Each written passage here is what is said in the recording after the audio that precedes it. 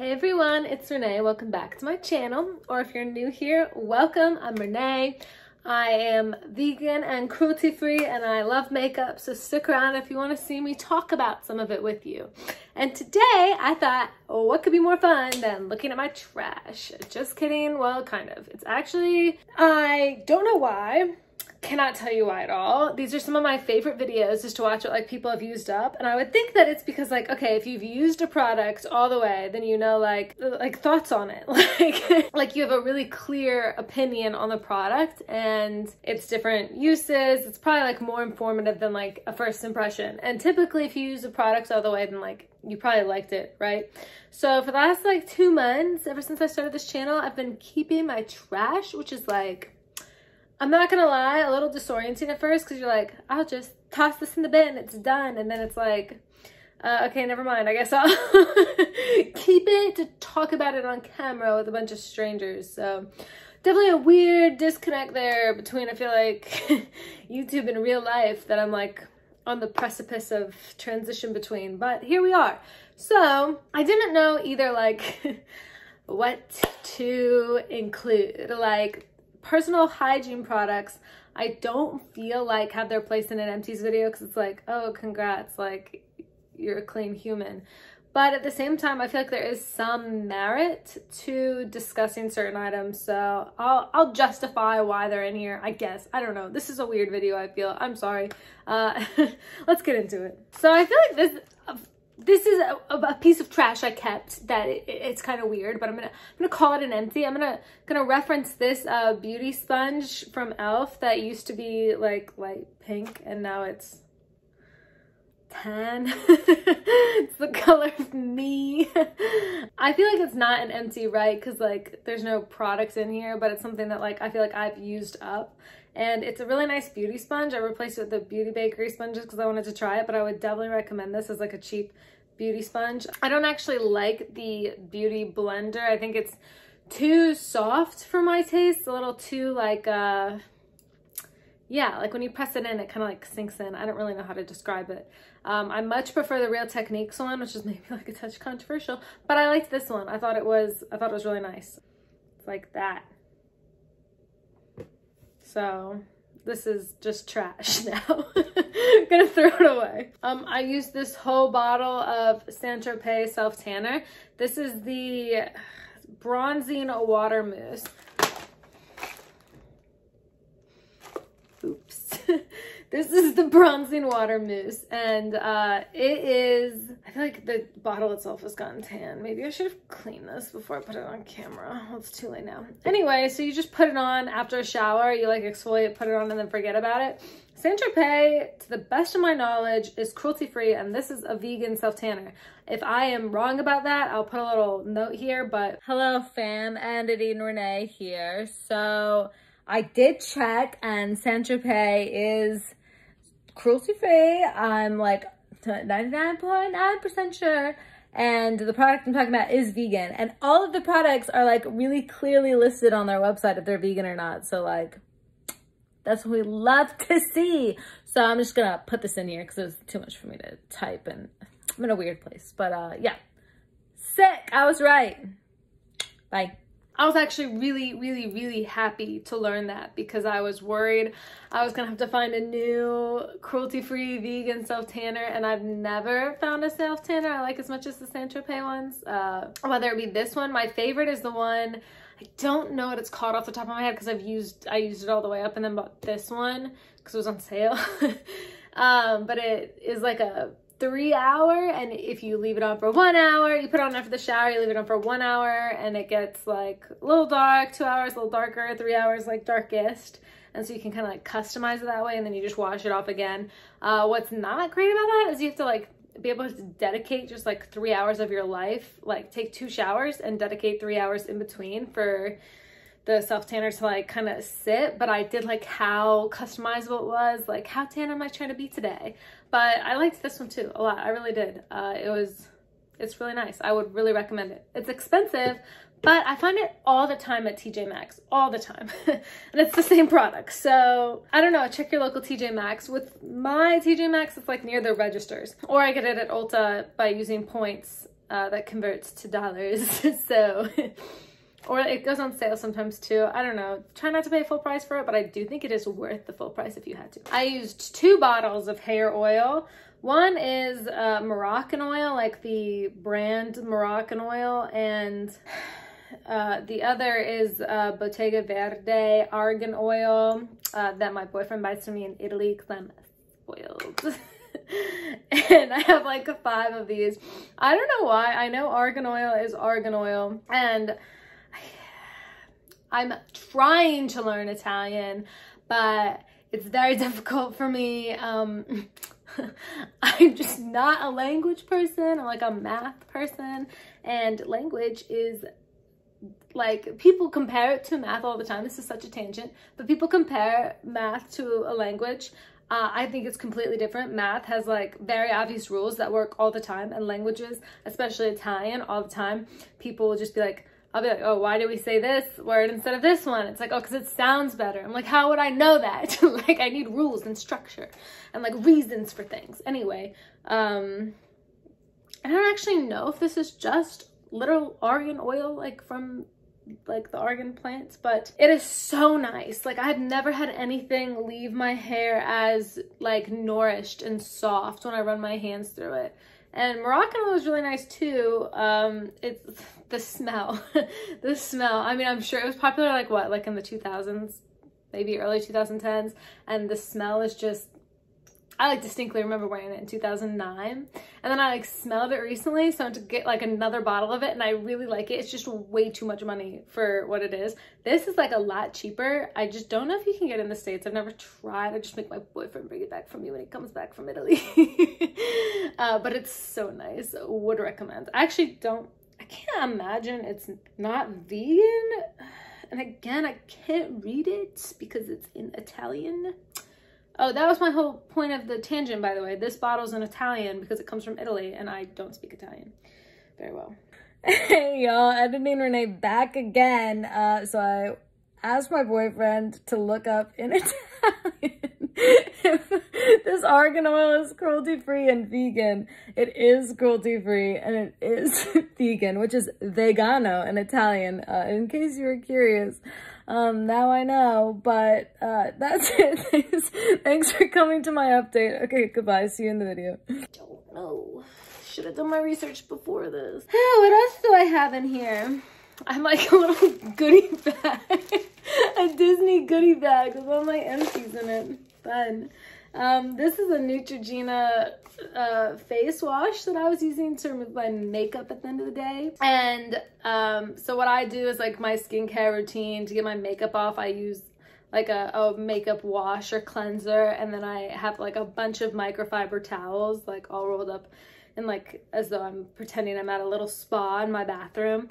And then I use the microfiber cloth to remove it, and I put the microfiber cloth, move it from the clean towel basket to the dirty towel basket, and then I use a new one every day, and then at like the end of like 30 days, I think that's how many I have, I wash them so that I don't contribute like all the makeup remover wipe waste if I can help it. And anyway, so this was what I was using to clean my face. However, Neutrogena is not cruelty free, so while this I would kind of consider a hygiene product, kind of consider a beauty product, I did replace it, so I feel like that's important to note. So this is I'm not repurchasing this. I guess I should mention I feel like I said I would repurchase this, but I'm getting through a bunch of sponges. I would repurchase this, but I'm wearing a different self-tanner right now, trying that out. And I'll use that all the way before I purchase anything else. And would not repurchase this because it's too expensive, and I feel like this is better and cheaper, but again, I have to check on its vegan cruelty-free status. But yeah, won't repurchase this because not cruelty-free, but it was nice while I was using it. I did like it. I finished this whole cup of coffee face mask from Lush, and I really liked it. It is massive, and it does expire quickly because their products are like all handmade and have like kind of minimal preservatives in here. It is vegan, it is cruelty-free, and they do like recycle the plastic, and I'm definitely keeping this, not throwing this out, because you can like, I think, trade in 5 of these containers and get a face mask. maybe. Anyway, this was really nice. It smells very strongly of coffee, and I think it would be like a really nice, like, obviously any gender can wear any scent that they want, but I do think it's like very unisex, kind of masculine, but like in a good way. The only thing I dislike is that it is like gritty, like there's the texture of like coffee grinds on your face, which is like fine, but when you go to wash it off, at least for me, I feel like I'm not one of those girls in like a Neutrogena commercial, like can just like splash water in the bathroom, like magically stays clean. No, this coffee mask got all over everything with like the coffee grounds and it being brown, and it was just like, it looked like dirt all in my sink and all over my sink. So I have to clean up my sink every time after I used it, which like isn't the worst thing in the world, but it is making me not want to repurchase this through no fault of the mask. It was a good mask. I also have like a million face masks I'm always trying to get through. So long story short, I feel like I just spoke for an hour without breathing. But long story short, I will not be repurchasing this soon. I might repurchase it later, but there's more I want to try. I have my NYX Micro Brow that I finished in my Project Pan, and it's obviously in great shape. It's in the shade Taupe. Would definitely recommend this. It's what I'm wearing on my eyebrows today, and I really like the formula. I think it's comparable to, if not better than, Anastasia Beverly Hills brow pencil. It's at least comparable to. I don't really notice a difference, to be honest, but again, I have thick brows already, so if you have thick brows, I'd say go for this one. I really like it, and it's a lot cheaper than the Anastasia one, and it's vegan and cruelty free. This was a very sad pan. It's like really hurt me. I think this is all I have left of it. This is my Youth to the People, like, what is it, Kale and Aloe superfood eye cream. And I went to go use it for the first time, and I dropped it on my floor and it shattered everywhere. Eye cream everywhere, glass everywhere. And then with it being a product that I wanted to go on my eye, I did not want to try and like pick up the product remaining in case there was glass shards in it. So this was a sad pan. Didn't get to really try this, but I did actually use it once, and it made my eyes kind of sensitive. So, and I do have sensitive eyes, and it made them really itchy. So I'm not gonna repurchase it because of that. I just don't want to risk it. I have another eye cream coming in the mail right now, and I'm just not using an eye cream right now. Scandalous. This is my Clean and Clear benzoyl peroxide wash. I got prescribed benzoyl peroxide wash for my acne, and my insurance won't cover it because you can buy it over the counter.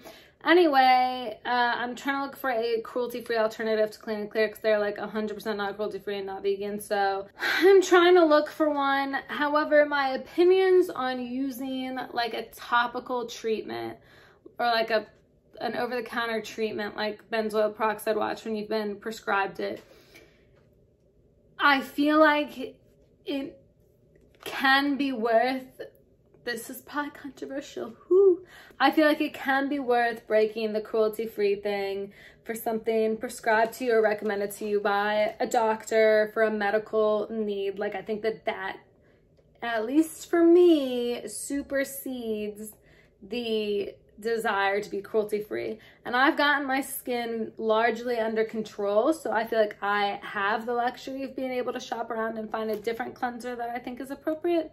But if you don't have that luxury and your doctor does say, oh, go pick up Clean and Clear's benzoyl peroxide wash, I've had it used with great success on different clients, and you're like, oh, but I can't because it's not cruelty-free, and then you're stuck suffering with like a medical condition like acne, for me personally, it's not.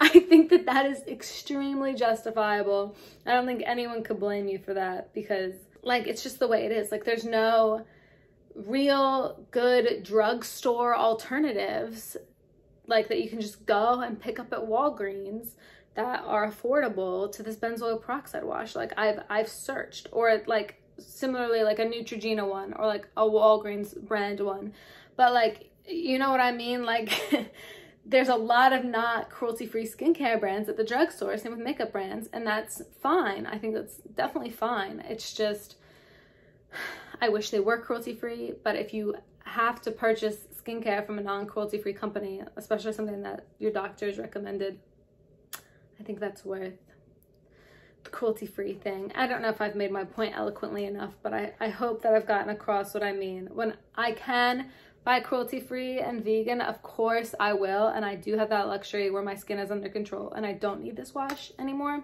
but don't let that stop you from buying it yourself. I finished this whole primer from Estee Lauder. It's the Illuminator primer, and I was using this for a few years. I really like this primer. I've talked about it before and I'll talk about it again. I've got very dry skin and I really... Is that my cat crying? 1 second. Sorry, she's needy. Just want to sit on Mama's lap, huh? You want to say hi to the camera? Say hi. Do you ever think that, like, sometimes you end up with, like, an animal that kind of looks like you? Anyway, though, so I've been using this primer for probably close to two and a half years. Clara, this is inappropriate. Clara, I'm filming. Okay, so I've been using this primer for like a year and a half or 2.5 years. I started using it in Christmas. I wasn't home this last Christmas, so it's a year and a half ago probably. My mom recommended it to me and I loved it. I have really dry skin and it made it look really illuminated. Makeup slid on really well on top of it. Highly would recommend it. I don't ever hear anyone talking about this primer, but I actually really enjoyed it and I've repurchased it several times. However, she ain't cruelty-free. I don't know about vegan, but I doubt it. So will not be repurchasing this, but it is a great primer, so it's sad to see it go. But I have been testing out a lot of other primers to fill its place. I've been really enjoying the Ordinary, the high spreadability fluid primer. I think this primer is excellent. I like the e.l.f. primer, the poreless putty. I do think that that's nice. I just personally need something that like gives a little bit more glow. I've been trying the Milk Hydro Grip primer and it's really good. Wow, I've already used quite a bit of this. So I've been trying a lot of different primers to replace this and I think I'm fine. Don't feel bad for me. Here's definitely one that like has a good story about why I'm showing this to you. So this is the Redken conditioner, Color Extend Vibrancy conditioner, and I'll admit I didn't do my research properly and this got me. I went to TJ Maxx to look for a conditioner because they're cheaper there, and you can get some really good conditioners there for cheap. And I saw on the label it's a vegan conditioner, and this is really confusing. So a product is considered cruelty-free if the ingredients in the finished product aren't tested on animals at all.